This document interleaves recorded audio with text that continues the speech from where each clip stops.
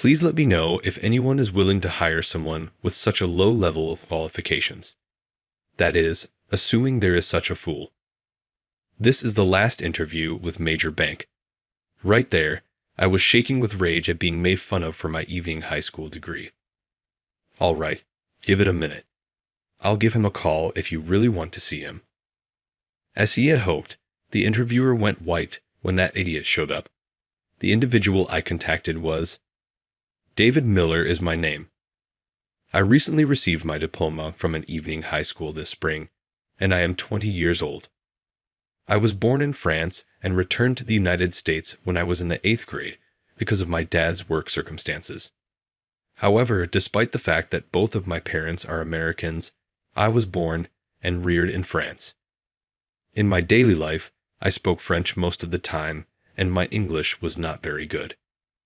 I was always alone myself, struggled to communicate in English, and did not fit in at school. I enrolled in a night school after finishing middle school. My night school classmates came from a variety of backgrounds, ages, and genders. Instead of making light of my poor English, they graciously offered me assistance. I never felt uncomfortable because there were people older than me. Conversely, more people began requesting that I teach them French. At first, I had trouble communicating because I had no friends and didn't know how to interact with people. Although I didn't fit in at middle school, I gained a lot of friends as the days passed, and I grew accustomed to my peers. High school gave me the opportunity to live each day with joy and fulfillment, whereas middle school was a place of fear and lack of fun.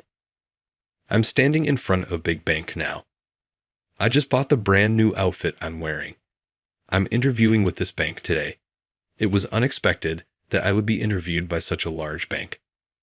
Nervously, I held my hand to my pounding heart and thought of all the encouraging things I had heard. All right, let's do this. I inhaled deeply before I began to move. Inside, I chatted with a staff person who directed me to what appeared to be the interview room, which had the sign, Conference Room. Please wait here until you are called. Understood. Thank you. After thanking the person who let me in, I took a seat in the chair that was supplied. I waited for 15 minutes or so. I apologize for the wait. The interview will now start. Come in, please. Yes, thank you. A woman within beckoned to me. I inhaled deeply once more before going into the room. Please take a seat. Thank you. The woman urged me to sit down as soon as I walked into the room, and I did so, feeling anxious and uncomfortable. The woman who had just spoken to me was the record-keeping lady, and the interviewer was a man named Mitchell. I sat down, and Mitchell sighed deeply as he looked at the resume I had sent ahead of time. Well, all right then. Shall we begin the interview? Oh, yes. Thank you. I felt uneasy with Mitchell's casual approach, but I wondered if perhaps he was interviewing me during an exceptionally busy time. So, I adjusted my attitude and replied accordingly. However, you're a high school diploma. Yes, and it was an evening program. I see. Murmuring to himself, he looked genuinely annoyed and propped his chin up with his hand. Your name is Miller, right? Yes. Returning from France, but with this educational background. Well, I noticed the job posting didn't require a specific education background. Yes, well, but who would have thought someone with just a high school diploma would apply, especially from an evening program? Excuse me, but is there an issue with coming from an evening high school program? I couldn't help but sense the disdain in his words, so I dared to ask. However, in the next moment, he burst out laughing. This is hilarious. Sorry. No, my apologies. I just didn't expect such an obvious question. Obvious? What's he talking about? Miller, you asked if there's a problem with attending an evening program. Of course there is. What? After all, evening high schools are where those who couldn't make it to regular high schools end up, right? Moreover, you didn't even go to college, did you? Isn't that just a nest of issues? Who would want to hire such low-tier candidates? If there's someone out there willing to hire them, Please let me know. But I doubt there's anyone that foolish. Laughing uproariously, he seemed to find his own words so funny that tears formed in his eyes. The record-keeping lady, on the other hand, didn't even glance at him and appeared to be silently typing down the conversation. All I could hear in the room were Mitchell's laughter, the lady's typing, and the subtle trembling of my anger. Should I have just stayed silent? Who does this guy think he is? No matter his position, does he think it's okay to treat a serious job applicant who came for an interview like this? Being ridiculed to this extent and feeling so unwelcome in an interview, I'd honestly want to walk out right now. But leaving now after being made a fool of really rubs me the wrong way. And more than anything, I just can't let it go. Understood. Understood. Can I take a moment of your time? Ku, what are you? Overcome by anger, a deep, gruff voice emerged from me, deeper than I had anticipated. But when Mitchell, who seemingly expected me to tuck tail and run, heard my voice, he noticeably flinched. He seemed deeply shaken by my demeanor. Seeing that, I realized I needed to remain calm. Taking a deep breath, I said, "Excuse me for a moment," and pulled out my mobile from my bag. "What are you doing? We're in the middle of an interview." He stared at me, and I glared back. "Well, wasn't it you who said you wanted to see?" "Huh. You want to see someone like me, the bottom of the barrel, getting hired, right? Hey, what are you getting at? Are you mocking me?" "I'd never mock. I'm just about to call the fool who hires the bottom of the barrel. So, please wait a moment." Emphasizing the fool who hires the bottom of the barrel, he seemed to shrink under my gaze, falling silent. While keeping my gaze fixed on him, I pressed the call button. The person on the other end picked up immediately. "Hello. What's up?" "I'm sorry. The interviewer is asking for you. Can you come?" "Got it. I'll be right there." Because I had the call on speaker, Mitchell heard the voice too. What just happened? His face grew paler by the second. He stood up, seemingly in a panic, pacing the room, then sat back down, visibly distraught. I didn't say a word, just watched him. A few minutes later, he must have really come right away. The conference room door opened, and there was a palpable tension in the air. "Excuse me." Upon seeing the man in his 60s who entered, Mitchell practically fell over himself in his rush to bow deeply. "Thompson, why are you here?" "Why didn't you call for me?" "I just came because I was summoned." "Is there a problem?" The man referred to as Fawn gave a pale Mitchell a brief look, then turned to me. "Sorry for the wait." "No worries. I apologize for calling you out of the blue." "That's all right. After all, I asked you for this favor in the first place, so no need to fret." The person I called on the phone was Mike Thompson, the CEO of this bank. "So, what the heck happened?" He glanced between me, Mitchell, and the female secretary. As I was wondering where to begin, Mitchell hurriedly approached Thompson. Thompson raised his eyebrows in dismay at Mitchell's fluster. "Thompson, you misunderstand. I didn't call for you. I was just telling him that, based on his qualifications, he wasn't fit for the job. Then, for some reason, he called you. Wait, how did you even get Zill's contact?" It seemed Mitchell finally realized something was off.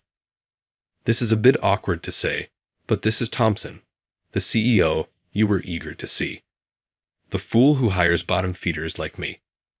After introducing him with a warm smile, Mitchell stared at me, mouth agape, looking utterly defeated. "What's going on here?" "Nothing much, really. I'm just a regular guy here for an interview. However, I've known Thompson for years, and he recommended me for this position." "You're lying." Thompson, nodding in agreement with my words, chimed in. "It's no lie. David is someone I've kept an eye on for years. I heard he graduated high school recently, and I wanted him to work for us, so I scouted him. You personally, Thompson. If that's the case, why did he even need an interview?" Why was I involved in that? Mitchell, it was to keep an eye on you. Excuse me? Mitchell, with a look of complete confusion, was met by Thompson's piercing gaze. Last month, I received a complaint from someone who had interviewed with us. A complaint. The man in charge of the interview, Mitchell, had a terrible attitude. What? I've received such complaints before, not just about you. People have different perspectives and interpretations. But in the last few months, there's been an unusual spike in similar complaints, and every single one points to you, Mitchell. They say you laughed at their resumes, mocked their appearances. The complaints varied, but they all centered on you. That's a misunderstanding. I would never. Then what about what David just said earlier? That. He made that up. He's trying to frame me. Is that so? Yes. I never said any such thing. Not today, not in any previous interviews. Thinking he could brush it off with just a nod from Thompson, he began to ramble on. He was completely oblivious to the fact that there wasn't a hint of a smile in Thompson's eyes. Mitchell. Yes. If what you're saying is indeed true, we'll need to thoroughly investigate everything that's happened up till now. Huh. First, we should confirm the rumors David mentioned. Have you got the records? Yes, here they are. Thank you. Boom. What's that? The one approached by Thompson was a quiet female secretary who had been present the whole time. She nodded in response to Thompson's voice and handed something she pulled out from her pocket to him. Everything from the earlier interview has been recorded on this. We need to check it now and verify whose story holds up. Watching Thompson swing the voice recorder, Mitchell broke into a cold sweat and just collapsed right there. He probably realized he couldn't pull the wool over anyone's eyes. In his frustration, he snapped at the woman. Hey, did you deceive me? However, Thompson intervened. It's what I gave her. I was hoping it'd serve as evidence to clear your name. What do you mean by deceived? You've got nothing to hide, right? If so, shouldn't you be grateful this exists? Oh. Mitchell was at a loss for words and hung his head in defeat. Mitchell, now is not the time to make excuses, lash out in anger, or remain silent.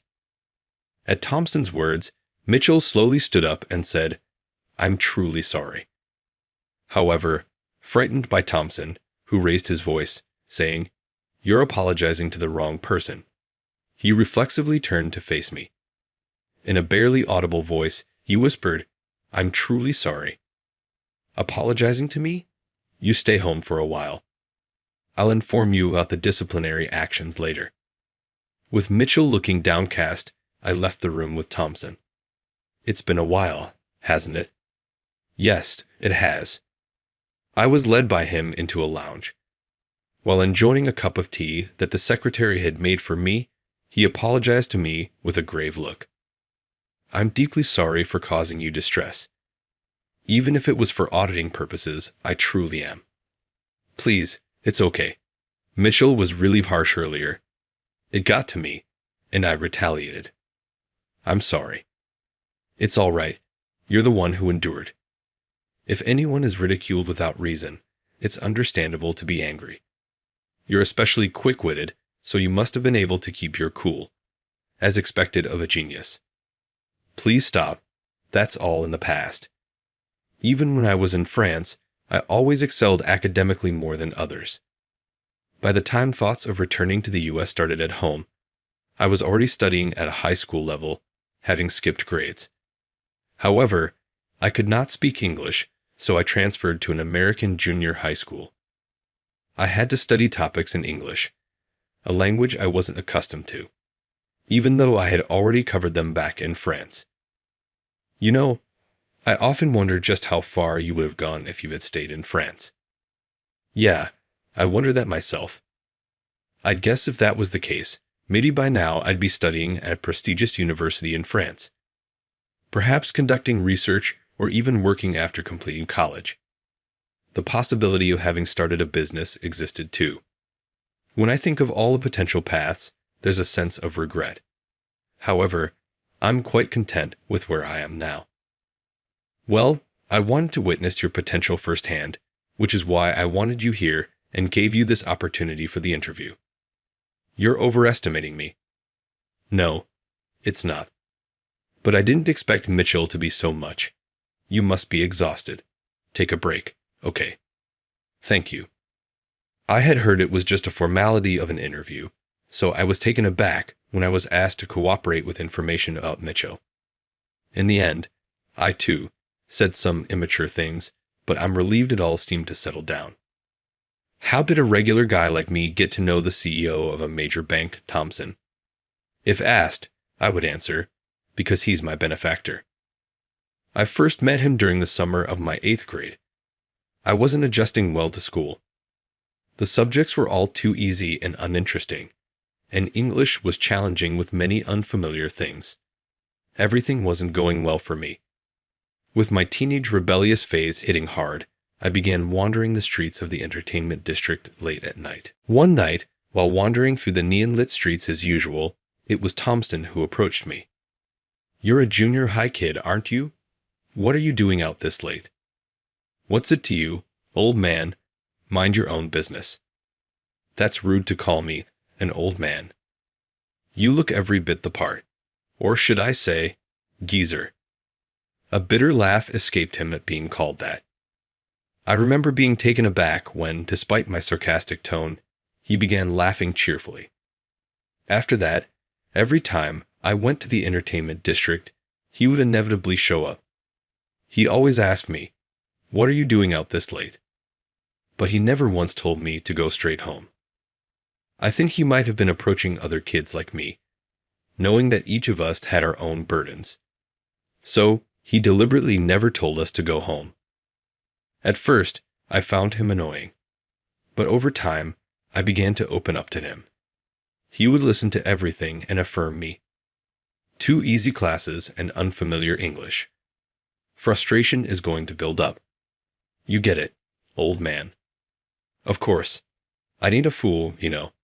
You're sharp and have a good head on your shoulders. The gap between who you were in France and who you are now must have been tough.